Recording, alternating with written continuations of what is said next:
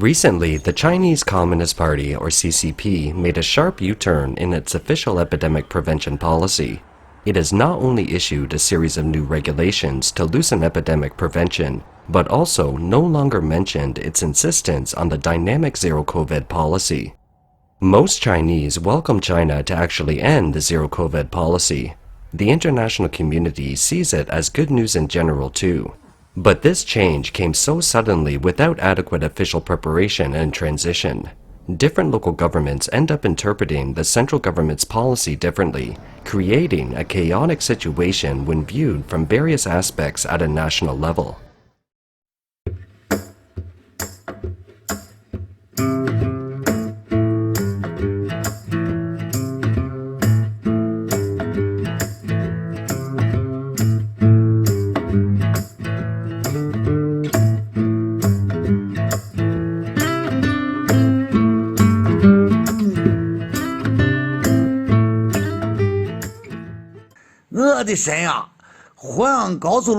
My gosh, this roadblock on the Heyang Expressway is suddenly removed.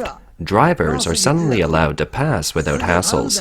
Having been stuck for so long, we drivers are stunned and a bit confused.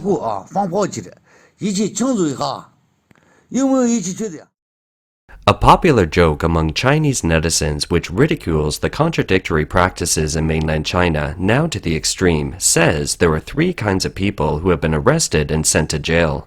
Those who are against nucleic acid testing, those who are for it, and those who perform the testing.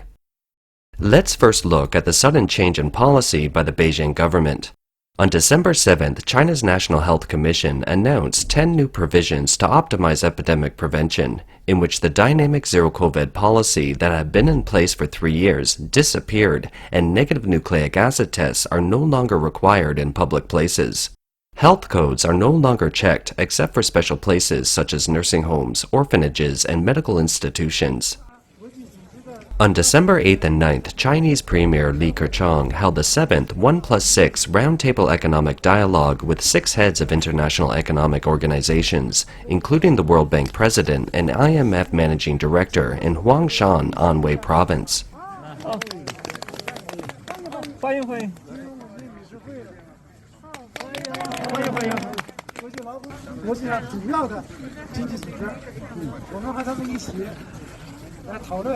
I'm here with them to discuss that we all work together to maintain world economic growth and also to maintain world order, peace, and stability. We are here to promote an open China and welcome visitors from all sides.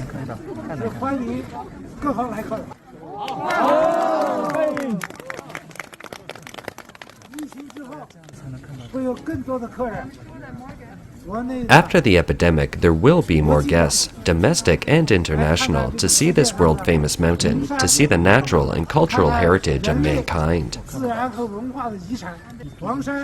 During this event, leaders of the IMF, WTO, and other global economic institutions welcomed China's decision to drop its zero-COVID policy, believing it would help the recovery of both China and the global economy. However, China's insistence on a politically motivated zero-COVID policy over the past 3 years has led to many missed opportunities where they could have made the medically necessary preparations for opening up. Because of the government's propaganda policy of dumbing people down, many Chinese are afraid of Omicron. This abrupt opening has led to much suffering among the Chinese people as well. First, the number of infections skyrocketed. Official sources inside China say that Beijing is facing the first wave of the COVID virus. This is the entrance to a hospital in Beijing. People are lining up in a seemingly endless line in order to see a doctor.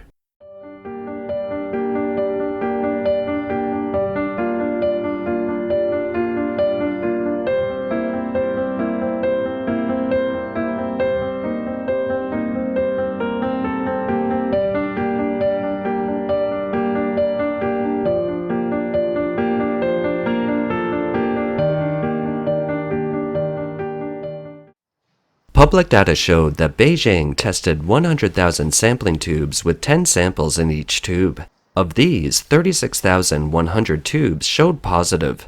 In the coming month, 60% of Beijing's population, which is more than 21 million, will be positive. This is consistent with what a former official at the Center for Disease Control, CDC, said. On December 6, 2022, in an internal online report from Tsinghua University, a former deputy director of the CDC stated that according to statistical models, when the first wave of mass impact reaches its peak, the infection rate in our population may reach about 60%, and then gradually fall back to a plateau, and eventually 80 to 90% of our population may experience infection. This video shows the response of a community worker in Chaoyang District, a core district of Beijing. A large number of people in the Chaoyang District are infected, and people are panicking as the community worker explains the situation while coughing. Now there are 20 people working in the neighborhood, and all of them are positive. Several hundred households in our neighborhood are positive, including the cleaning and security guards. The entire Beijing is under this condition, so let's try to work through it as much as we can. The residents who turned negative from being positive had scheduled medical staff to come to their homes for nucleic acid tests. It was delayed for about 3 days, and 3 days later the medical staff became positive. So it's such a situation now. We can only say, go to the hospital in case of emergency. Go straight to the hospital, and that's all we can do at the moment. According to Wigram Capital Advisors, a consulting group specializing in Asian macroeconomics, China could see as many as 1 million people die from a winter wave of viruses that would quickly overwhelm the country's healthcare system if the Communist Party suddenly lifts its stringent lockdown measures. This company provided governments of various nations during the pandemic with a statistical model that was reviewed by the Financial Times. Current deaths associated with the new coronavirus in China are 5,235, a tiny portion of the 1.4 billion population and extremely low by global standards. But admittedly, these are official figures whose authenticity is difficult to verify. Some experts have warned that the death toll could exceed 1.5 million if China's exit policy is too hasty.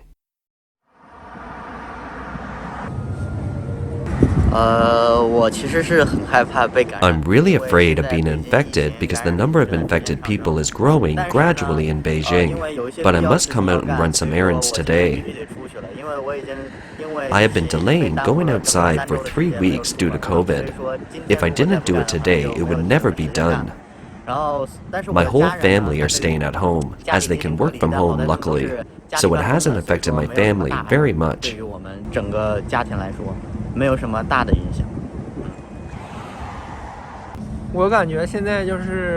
I think everyone in Beijing is going to be infected eventually. It's only a matter of time. It has become a common thing now. If you are infected, get treatment. If you are not infected, just carry on with your life. A 2021 study by the Peking University School of Public Health warned that Beijing was unprepared for this new wave of coronaviruses. The study found that Beijing had about 500 doctors who specialized in treating fevers, a number that was too few. Will the CCP do anything about it?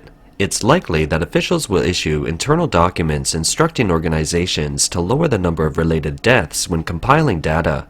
While hospitals everywhere are overwhelmed and the internet is abuzz with stories of infections among people themselves or their friends and relatives, the number of infections released by the government has drastically dropped. According to official statistics, there has actually been a 47% drop since December. Some Chinese netizens revealed on WeChat that nowadays everywhere people who are negative, that is healthy people, are reluctant to go to work. They voluntarily quarantine at home because after the opening up, people who are positive will also go to work, which has scared the negative co-workers and they decide to stay home. So in some places, the positive people go to work and the negative ones hide at home. Netizens have made jokes that this is to clear out all the negative people. Look at how it is now. There's hardly anybody outside. Basically, people only come out to buy their daily necessities. Otherwise, people don't even come out. They still take self-protection measures by not going out. Basically, there's hardly anyone on the streets.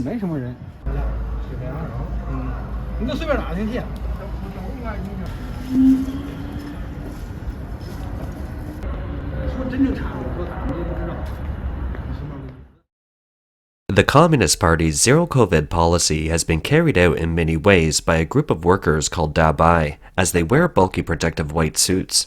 When the Chinese became increasingly frustrated with the blockade, there were more clashes with the dabai. As the Communist Party lifted the lockdown drastically, these dabai are facing mass dismissal, losing their jobs. In this video, a group of dabai sit on the roof of a 6-story building and demand their wages by threatening to jump off the building. In Wuhan, a group of dabai is putting up a banner to demand their salaries. Street office, pay us back our hard-earned money. Street office, pay us back our hard-earned money. Dabai people are revolting too. Dabai people are demanding their salaries. Many of them haven't received their salaries. Hospital. So many people are unemployed.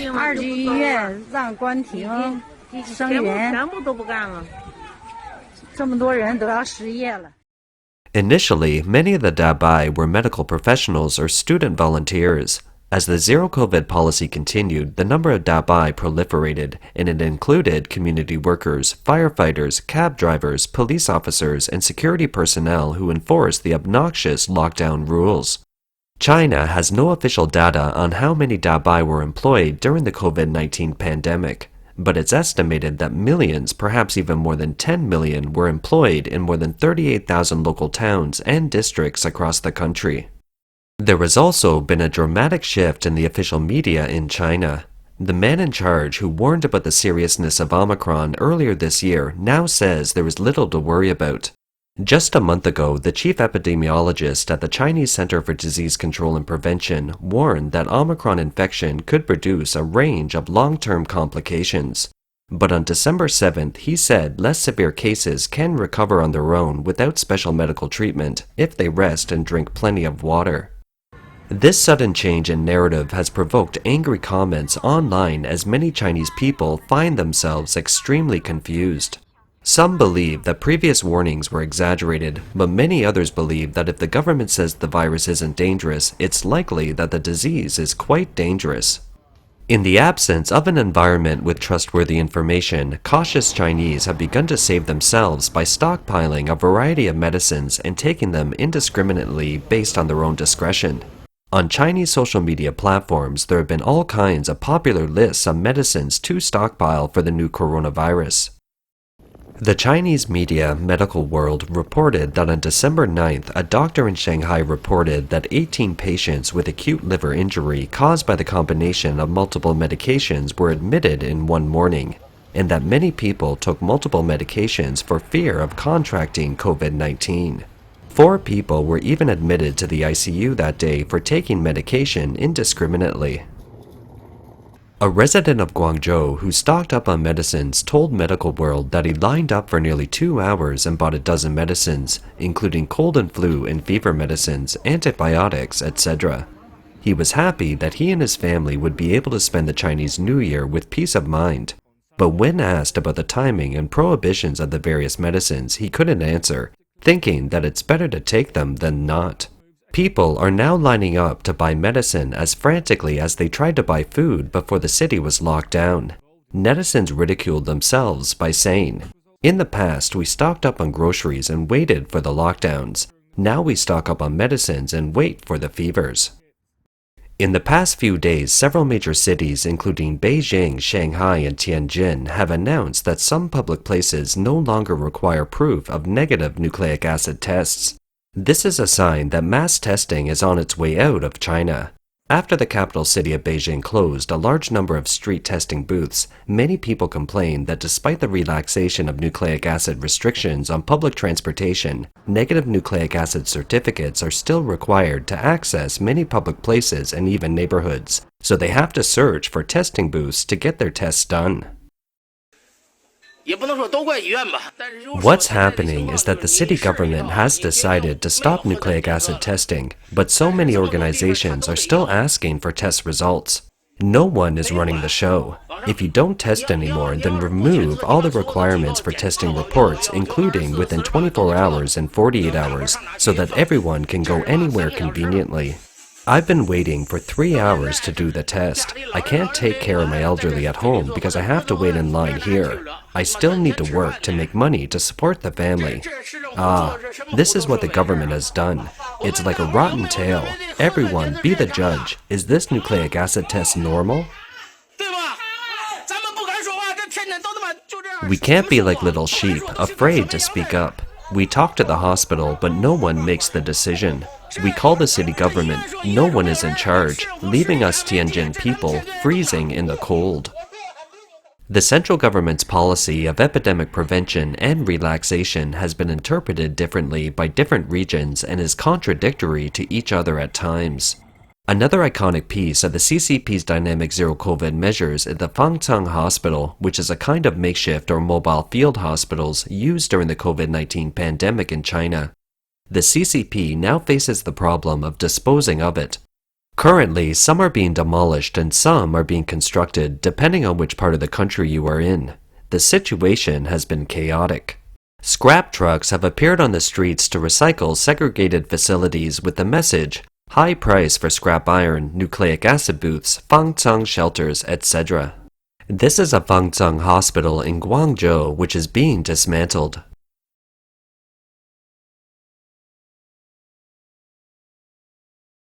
Yet, just a week ago, there was a huge investment in building Fangcang hospitals everywhere, with Shandong province planning to make huge investments to build over 100 Fangcang hospitals. On November 30th, the Chinese media Financial Magazine reported that Shandong province intended to invest over 23 billion RMB or 3.3 billion USD to build Fangcang hospitals with over 200,000 new isolation beds, issuing 2.16 billion USD in special bonds to build permanent Fangcang sites. Nearly 90% of the projects will be completed within a year of the main construction. Now, there is no telling how such an ambitious hospital project will end. Previously, some netizens revealed that local governments were subsidized 1 billion RMB or about US 150 million by the central government when they built a Fangcang hospital, but only if it were filled up with positive patients. As a result, local governments use the Fangcang hospitals as a tool to help local finances, and it becomes necessary to forcibly take people in, including those who aren't infected with the disease. In this video, an 18-year-old girl and a large group of her classmates have been taken to a rudimentary quarantine pod without even seeing their nucleic acid test reports. She questioned why the Fangcang hospital was dragging students there. Are we livestock? Who can we call about this? I was looking for someone yesterday. We students came here without receiving any information. We haven't seen our nucleic acid test results. Why send us here? You're recording me. I'm recording you too. Do you think I'm afraid of you? I haven't received any information. There are 40 students in my class. 30 are dragged here, including the ones with 24-hour negative test results. Why? By virtue of what are you doing this? Are you pulling us over to fill up the Fangcang hospital? Lanzhou City no longer does nucleic acid testing, and you have no more people to pull in. So you come to schools to pick up students, right? What are you trying to do? Do you still want me to go on living? I'm only 18 years old. My life has just begun. What are you trying to do? The Fangcang hospital under construction in Chengdu has also been scrapped. Radio Free Asia reported on December 5th that an official from the CCP's Industrial Committee in Chengdu announced at the construction site that it would be cancelled and everyone could go home. This leader said, "Entrusted by the leadership of the party's Industrial Committee of the district, we announce that this project is cancelled and everyone can go home." Just when the public thought that the Fangcang hospital would be suspended and bulldozed, officials made another big turn on the afternoon of December 9th. In a press conference on the State Council's Joint Prevention and Control Mechanism, China's National Health Commission declared that it's going to transform the Fangcang hospitals into subprime hospitals on the prefectural and municipal levels to prepare for the next phase.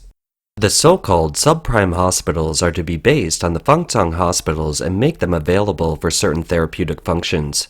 They are to be converted into custodial beds according to 10% of the bed capacity.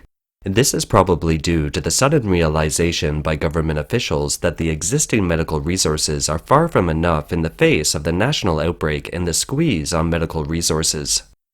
Hence, they think of the Fengcang hospitals again. It remains to be seen whether this type of use will bring another havoc to the people. It's safe to say that the zero-COVID policy has left China with a huge mess. Probably one of the biggest messes the CCP has created in history.